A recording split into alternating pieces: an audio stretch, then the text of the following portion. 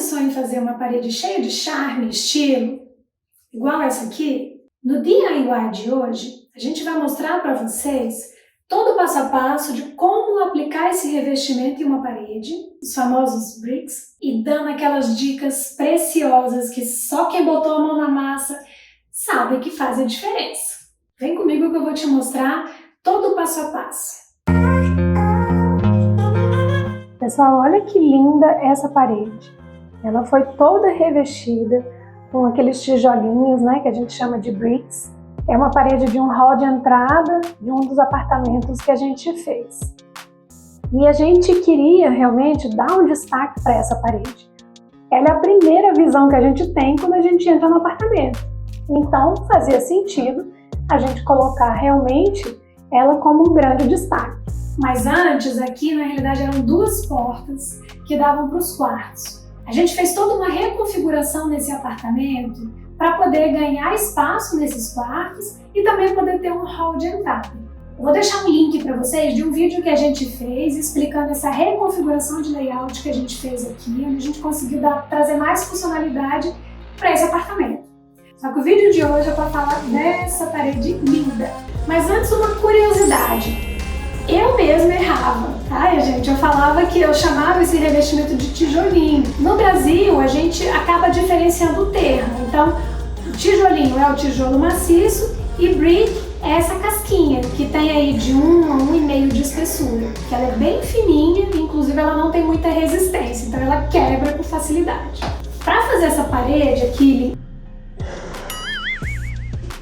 essa parede ela tem 2,5 metros de altura por 2 metros de largura, que dá um total de 5 metros quadrados.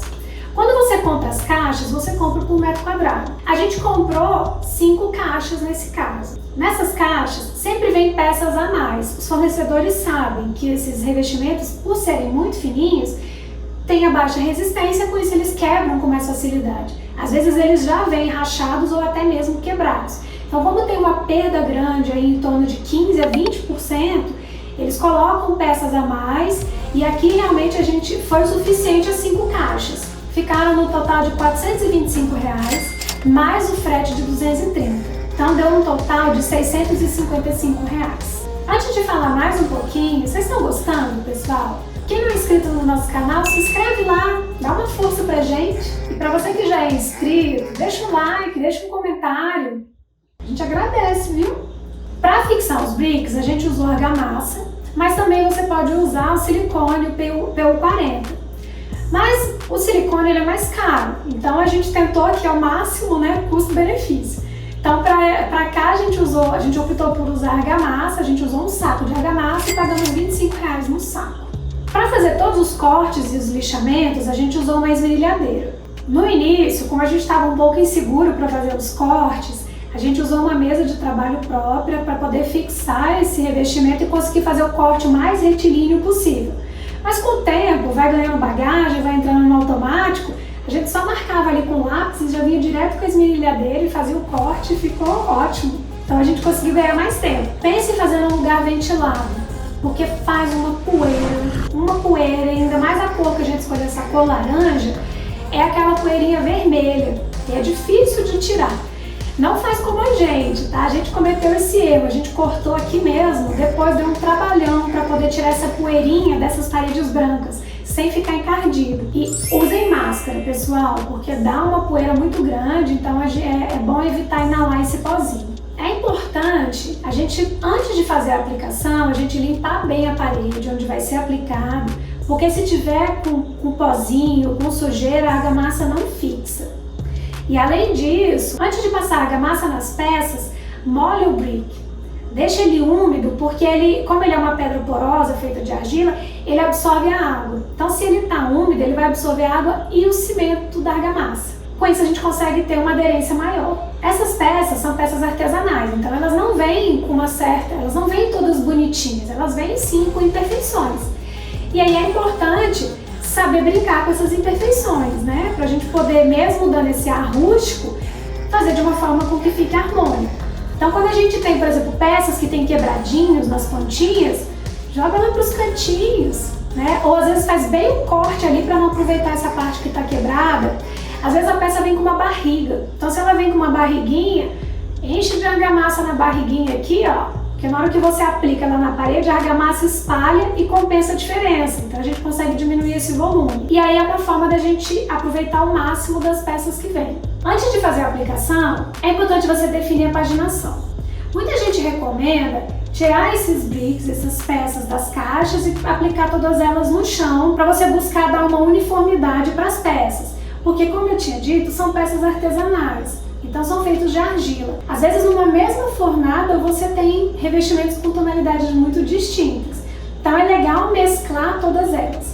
Mas aí vai uma dica. Quanto menos você mexer nessas peças, melhor. Porque eles, como eu tinha dito, eles têm uma resistência muito baixa, então eles quebram com muita facilidade. Para paginação, pessoal, a gente acha melhor e o que? Abrir todas as caixas e ir pegando de forma aleatória. Você consegue essa uniformidade, né, diminuir essa diferença. Vocês podem ver nitidamente no nosso caso aqui.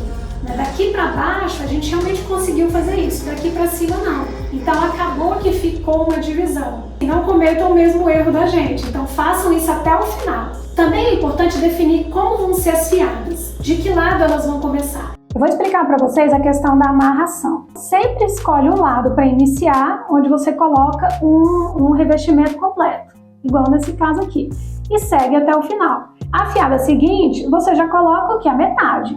Né? Então, porque é aquela amarração de 50-50, então sempre vai seguir na metade. Só que o que aconteceu na nossa parede?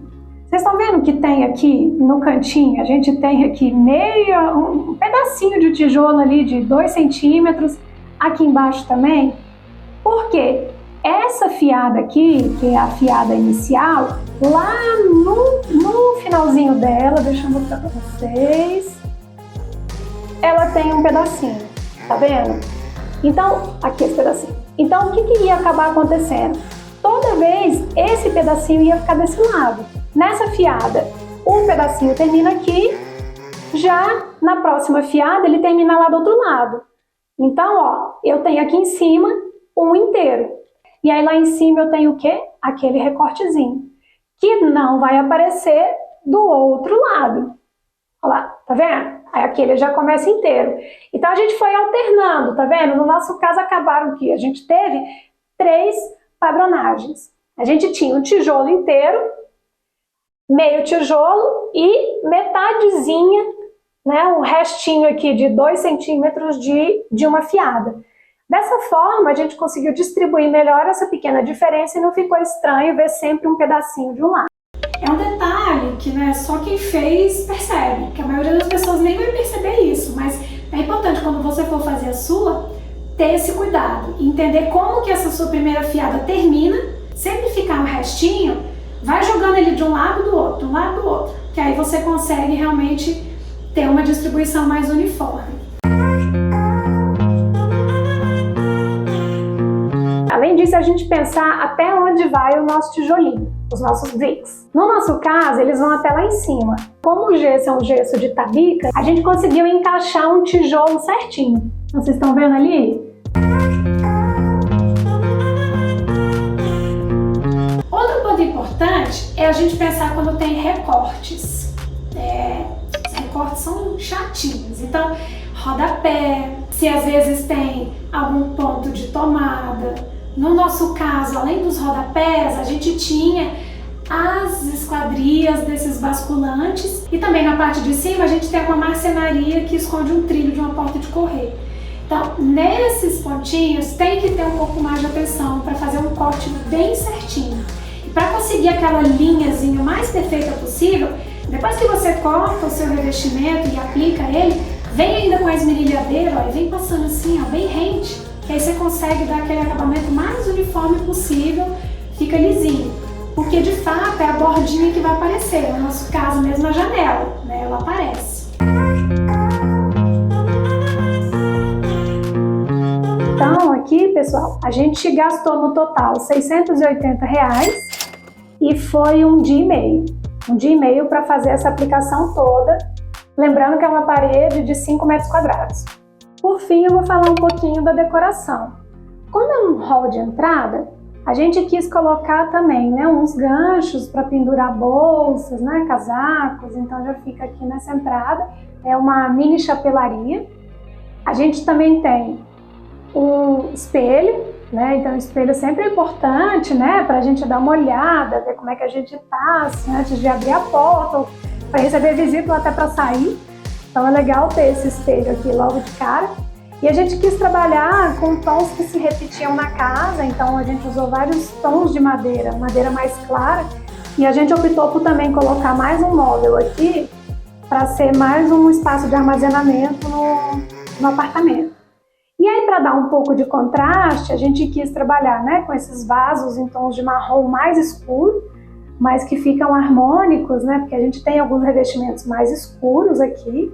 Além disso, a gente tem as esquadrias também mais escuras, né, nesse tom de marrom mais escuro, e também verdes, né, verdinhos sempre fazem parte da nossa vida, e ainda mais o verde com laranja, ele ajuda a dar um contraste, então dá mais vida ainda para essa parede.